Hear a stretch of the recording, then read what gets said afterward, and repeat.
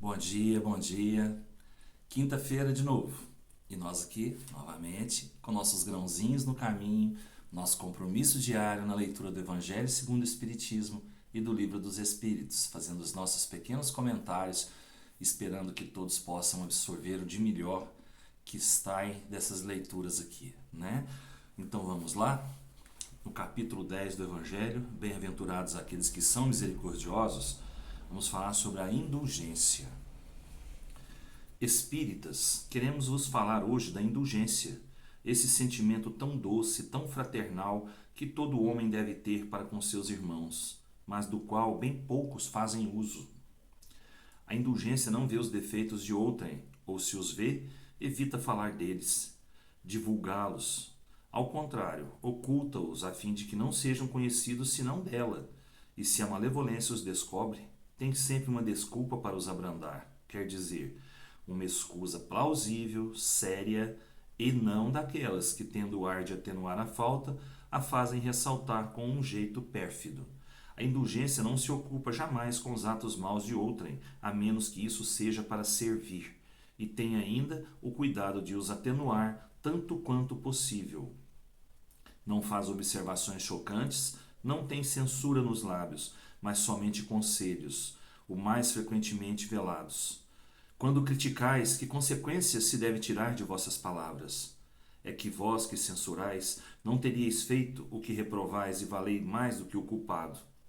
Ó homens, quando, pois, julgareis os vossos próprios corações, os vossos próprios pensamentos, os vossos próprios atos, sem vos ocupardes do que fazem os vossos irmãos? Quando não abrireis os vossos olhos severos, senão sobre vós mesmos? Sede, pois, severos para convosco, indulgentes para com os outros. Pensai naquele que julga em última instância, que vê os pensamentos secretos de cada coração e que, por conseguinte, desculpa as faltas que censurais, ou condena o que desculpais, porque conhece o móvel de todos os atos, e que vós, que proclamais tão alto anátema, tenhais, talvez, cometido faltas mais graves. Sede indulgentes, meus amigos, porque a indulgência atrai, acalma, reergue, ao passo que o rigor desencoraja, afasta e irrita. José, Espírito Protetor, em Bordeaux, 1863. Muito bem. Então nós, espíritas, nós cristãos, eu vou colocar como todos nós cristãos aqui, José falou para os espíritas, mas num sentido geral para todos nós, né? Seres humanos que temos o defeito enorme de julgar, né? De se sentir ofendido por qualquer coisinha, né? E está mostrando para a gente o valor da indulgência, a força da indulgência. Então nós temos que procurar pensar um pouquinho mais antes de julgarmos, até por pensamentos, os erros que nós vemos em nossos irmãos, porque esses erros são os nossos próprios erros que a gente consegue enxergar e a gente nos outros, né? E a gente não se julga, não é? A gente está certo sempre. Então vamos pensar um pouquinho nisso antes de julgar os outros.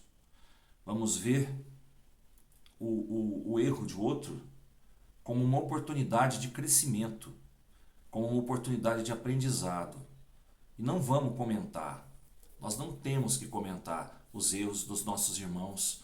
Nós não temos que passar os seus defeitos para frente. A gente vai absorver aquilo ali e ficar com a gente mesmo. A gente vai procurar entender o motivo de ele estar errando ou de ele estar fazendo algo errado. E entender que aquilo ali é parte do seu crescimento. E nós, como conviventes, nós temos que respeitar o nosso limite e o limite dele. Nós temos que respeitar a condição que ele está e ver o motivo que ele está errando ainda.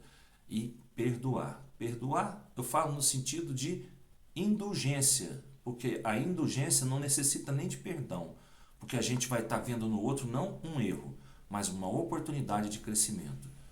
E quem perdoa é porque se sentiu ofendido. O indulgente não tem que perdoar, porque ele não vê ofensa, ele não vê um crime naquilo que o outro está fazendo. Ele vê como uma oportunidade dele mesmo praticar o bem, praticar o amor, a caridade, para com essa pessoa que ele mesmo está vendo ali na frente dele, que pode ser passível de julgamento. Mas nunca esquecer que o julgamento, quem vai fazer é o Pai Maior.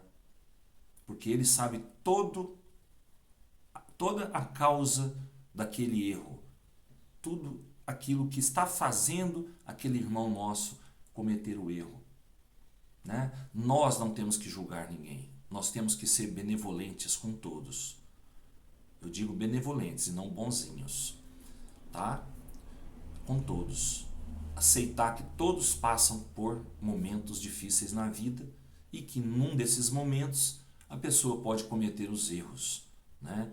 Saber que aquela pessoa está só momentaneamente passando por uma fase que tem que passar. Né? Então vamos lá, vamos ser indulgentes com os nossos irmãos.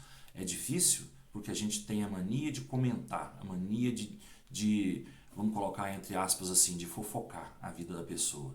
Né? Então vamos fechar nossa boca, abrir nosso coração, né? E vamos melhorar os nossos pensamentos. Vamos ser indulgentes com os erros, né? Para que sejam com a gente também.